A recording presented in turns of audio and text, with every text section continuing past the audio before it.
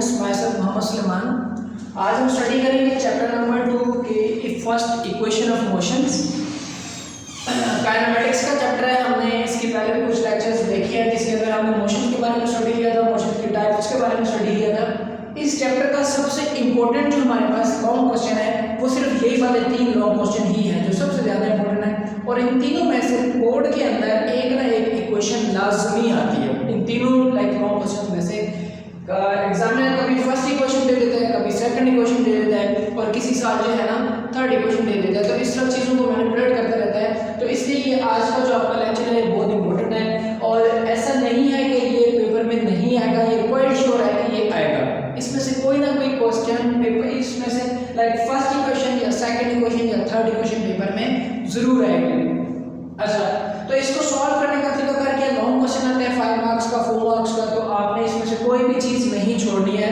जो जो चीज़ मैं आपको बता रहा हूँ वो सारी की सारी आपने उसी तरह राइट करनी है जिस तरह मैं आपको आज बताने लगा। सबसे पहले हमारे पास है फर्स्ट इक्वेशन ऑफ मोशन। तो आपने इसमें सबसे पहले एक्सप्लेनेशन की हेडिंग लेनी है, और एक्सप्लेनेशन की हेडिंग में आपने बताना है कि आपने सपोज किया, लेट किया, कंसीडर किया एक बॉडी है जो हमारे पास मूव कर रही है विद इनिशियल वेलोसिटी। यहाँ से मैंने इसको डॉटेड लाइन में जो है ना राइट कर दिया हुआ है। यहाँ से जो जितनी भी इसकी एक्सप्लेनेशन है वो आपने अपनी बुक से करनी है, जो आपकी बुक के पेज नंबर 44 के ऊपर गिवन है। उसमें क्या करते हैं, एक बॉडी हमारे पास मूव कर रही है इनिशियल वेलोसिटी i से, और स्ट्रेट लाइन के अंदर मूव कर रही है यूनिफॉर्म एक्सेलरेशन a के साथ। जहाँ जहाँ पे आप कोई पैरामीटर्स लेंगे, लाइक इनिशियल वेलोसिटी है तो वहाँ पे vi लिख देना, जहाँ एक्सेलरेशन आ गया तो वहाँ पे a लिख देंगे, जहाँ फाइनल वेलोसिटी इनिशियल वेलोसिटी से बॉडी मूव करना स्टार्ट की है, कुछ टाइम के बाद उसकी वो वेलोसिटी फाइनल वेलोसिटी में कन्वर्ट होगी। That particular velocity will become vf after time t। Time गुजरने के बाद, वो t टाइम कुछ भी हो सकता है, वो 5 सेकंड का भी हो सकता है, वो 10 सेकंड का भी हो सकता है, वो कुछ भी हो सकता है। तो मोशन अब उसके बाद आगे उसने क्या राइट किया हुआ है, the motion of a body is described bye a given graph. अब उसने ना यहाँ पे लिखा हुआ है एज शोन इन फिगर 2.26। तो कुछ बच्चे ऐसे होते हैं जो साथ में लिख देते हैं शोन इन फिगर 2.26। आपने फिगर का नंबर नहीं देना। हाँ, इसके नीचे अगर आप कैप्शन दे दें फिगर नंबर 1 तो फिर आप राइट कर सकते हैं एज शोन इन फिगर 1, या सिंपली आप नंबर दे ही ना, आप ये लिख रहे हैं एज शोन इन फिगर, क्योंकि जो पेपर चेक कर रहा है उसको पता है इस क्वेश्चन के साथ यही डायग्राम है, यही फिगर है, तो इसी फिगर से वो उसको रिलेट कर देगा, उसका नंबर मत दिया गया। उसके बाद आगे कहता है slope of line acceleration A B. ये हमारे पास स्लोप है, स्लोप इंक्लाइंड लाइन या इंक्लाइंड प्लेन हमारे पास है। Slope of line A B is showing, और टोटल डिस्टेंस जो हमारे पास बॉडी ने कवर किया यहाँ से लेके यहाँ तक हमारे पास, वो भी कहता है ए बी लाइन से हमने उसको शो करवाया हुआ है। जहाँ तक आपकी ये जो है ना एक्सप्लेनेशन जाती है। जब आप मैथमेटिकल डेरिवेशन लिखते हैं, ये फर्स्ट आपकी हेडिंग होगी, उसके बाद सेकंड हेडिंग आपने जो देनी है वो डायग्राम की देनी है। डायग्राम बना के इसी तरह कोशिश क्या करें स्केल के साथ डायग्राम बनाएं। आपके पास एक्स एक्सिस भी बिल्कुल स्ट्रेट होना चाहिए, वाई एक्सिस आपके पास स्ट्रेट होना चाहिए। वाई एक्सिस के ऊपर आपकी बुक में उसने स्पीड को रिप्रेजेंट किया हुआ है, एक्स एक्सिस के ऊपर टाइम को रिप्रेजेंट किया हुआ है, और ये डिफरेंट पैरामीटर्स हैं। यहाँ से O से A तक जो हमारे पास बॉडी की वेलोसिटी थी वो vi वेलोसिटी थी, और B से लेकर D तक जो वेलोसिटी थी वो vf वेलोसिटी थी। ये C बीच में पॉइंट आ गया। यहाँ से यहाँ तक जो बॉडी का हमारे पास रिप्रेजेंटेशन है उसको कुछ ना कुछ टाइम लगा, जिसको हम t टाइम कहते हैं, t टाइम। अब जब आपने ये हेडिंग दे देनी है मैथमेटिकल डेरिवेशन की, यहाँ पे आपने नीचे 2 लाइनें लिखनी है जो आपकी बुक में लिखी हुई है, speed time graph of a motion of a body as shown in figure, और उसके बाद कहता है slope of line A B give the acceleration. क्यों कि हम स्टार्ट भी एक्सेलरेशन से कर रहे हैं, स्लोप ऑफ लाइन से कर रहे हैं, तो उसकी ऊपर से 1-2 लाइन लिखना कोई इतना बड़ा वो मुश्किल काम नहीं है। आई होप कि आपको वो जो है मेमोराइज हो जाएगा। उसके बाद हम आ जाते हैं मैथमेटिकल के ऊपर। मैथमेटिकल करने से पहले बच्चे इस डायग्राम को अगर आप अंडरस्टैंड करें तो इसमें हमारे 2 चीज़ें हैं, नीचे रेक्टेंगुलर आ रही है रेक्टेंगल, और ऊपर हम ट्रायंगुलर आ रहे हैं। ट्रायंगल का सेपरेट फॉर्मूलाज होते हैं, रेक्टेंगल के सेपरेट होते हैं। अभी हम जस्ट स्लोप निकाल रहे हैं। स्लोप को देखें तो हमारे पास इस ट्रायंगल का ये परपेंडिकुलर इन्वॉल्व हो रहा है, और इधर हमारे पास उसकी बेस इन्वॉल्व हो रही है। तो हमने इन 2 चीज़ों को लेके चलना है। स्लोप ऑफ लाइन हमारे पास ए बी जो है उसमें हम परपेंडिकुलर ले लेंगे, परपेंडिकुलर बी सी, ओवर हमारे पास जो बेस उसकी आ रही है ए सी। यही चीज़ मैंने यहाँ पे राइट की है। Slope of line A B is equal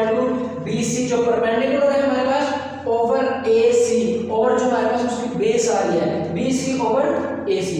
उसके बाद अगले स्टेप के अंदर मैंने क्या किया है, ये ए जो था हमारे पास लेफ्ट साइड पे ये एज इट इज आ गया और इसमें हमारे पास बी सी की जगह पे मैंने दो चीजें और लिखी हैं और नीचे ए सी की जगह पे भी चीजें और लिखी है, ओ डी लिख दिया है। वो कैसे लिखा है वो यहाँ पे देखिए, हमें पता है, हम जानते हैं, एज वी नो दैट, क्या जानते हैं जी, हम ये जानते हैं कि ये जो बी सी है ये इक्वल है B D minus C D के।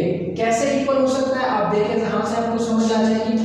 ये हमारे पास यहाँ से लेके यहाँ तक, बी से लेके डी तक जो टोटल वेलोसिटी है वो वी एफ है। वो कितनी है, वी एफ है टोटल वेलोसिटी। हमने फाइंड करनी है ये वाली वेलोसिटी, बी से सी वाला डिस्टेंस हमें चाहिए, बी से सी वाला डिस्टेंस हमें चाहिए, बी से सी वाली वेलोसिटी हमें चाहिए। तो हम क्या करेंगे, टोटल वेलोसिटी में से ये वाली वेलोसिटी क्या कर देंगे, माइनस कर देंगे। ये वाली वेलोसिटी, तो ये कितनी हमारे पास है, सी डी है, ये कितनी है हमारे पास, सी डी। टोटल हमारे पास है वी एफ के इक्वल है बी डी, और ये जो सी डी है अगर आप देखें रेक्टेंगल के अंदर हमारे पास इसकी ये वाली साइड उस साइड की क्या है, इक्वल है लेंथ के अंदर। तो ये हमारे पास वेलोसिटी की वन है, ये कौन सी वेलोसिटी है, ये इनिशियल वेलोसिटी है।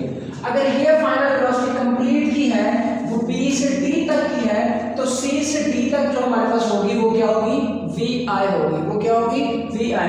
तो इसका मतलब हुआ टोटल हमारे पास बी डी में से जब हम सी डी माइनस करेंगे तो ये वाला पार्ट हमारे पास आ जाएगा।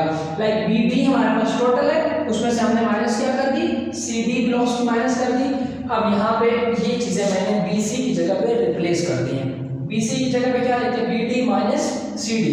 अब नीचे क्या है, नीचे हमारे पास ओ से डी तक का जो हमारे पास डिस्टेंस है उसको हमने किससे रिप्रेजेंट किया हुआ है, टाइम टी से। अब देखिए वही बात है, रेक्टेंगल है हमारे पास, रेक्टेंगल की साइडें आपस में इक्वल होती हैं। ओ डी जो हमारे पास है किसकी इक्वल है, ए सी के। ये यहाँ पे मैंने आपके सामने राइट किया होगा, ये भी हमें पता है, O D is equal to A C. ये जो मैंने साइन थोड़ा सा लगा इसका मतलब है अप्रॉक्सीमेट, कि OD की जो लेंथ है अप्रॉक्सीमेट AC की लेंथ के इक्वल है। मतलब ये होगा जो OD के अंदर ये OD वाली वैल्यू हम AC की जगह पे यूज कर सकते हैं, तो उसको भी हमने क्या कर दिया, रिप्लेस कर दिया AC के साथ। हमने क्या कर दिया, AC की जगह पे क्या लगा दिया, OD लगा दिया। अब इनकी वैल्यूज हम लगा देते हैं। BD हमारे पास किसके इक्वल आता है, VF के, क्योंकि वो कंप्लीट वेलोसिटी है टॉप से लेके बॉटम तक। BD किसकी क्या वेलोसिटी है, VF like final velocity. CD हमारे पास इनिशियल वेलोसिटी है, ये यहाँ से लेके यहाँ तक का डिस्टेंस, क्योंकि वो इसके इक्वल है, तो ये क्या होगी, इनिशियल वेलोसिटी। उसके बाद हमारे पास OD आता है, OD हमारे पास T है, स्मॉल टाइम t, यहाँ से यहाँ तक ये T है, तो ये हमारे पास किसके इक्वल हो गई, T के। अब हम क्या करेंगे, ये जो हमने वैल्यूज यहाँ पे लिखी हैं BD की, CD की और OD की, इनको पुट कर देंगे by putting the values in equation 1। इस इक्वेशन को नाम दे दिया अल्फा बीटा गैमा जो भी दे रहे हैं, 1 2 3 या रोमन में 1 लिख दें, तो मैंने उसको 1 का नाम दे दिया। अब उसमें जब वैल्यूज पुट करते हैं कैसा होगा, A एज इट इज आ जाएगा, B की जगह पे ये वाला V F आ जाएगा, माइनस का साइन एज इट इज आ जाएगा, C D की जगह पे हमारे पास V I आ जाएगा, और O D जो हमारे पास ओवर में आ गया है उसकी जगह पे टाइम T आ जाएगा। अब क्या करते हैं, मैथमेटिक्स का रूल है कि एक चीज अगर एक साइड पे डिवाइड हो रही है तो दूसरी साइड पे जाके मल्टीप्लाई हो जाएगी। अब ये T यहाँ पे क्या हो रहा है, डिवाइड हो रहा है, इधर जब आएगा तो इसके साथ क्या हो जाएगा, मल्टीप्लाई हो जाएगा एक्सेलरेशन के साथ, तो ये T बन जाएगा। उस साइड से हमारे पास क्या आ जाएगा, VF माइनस VI बाकी रह जाएगा।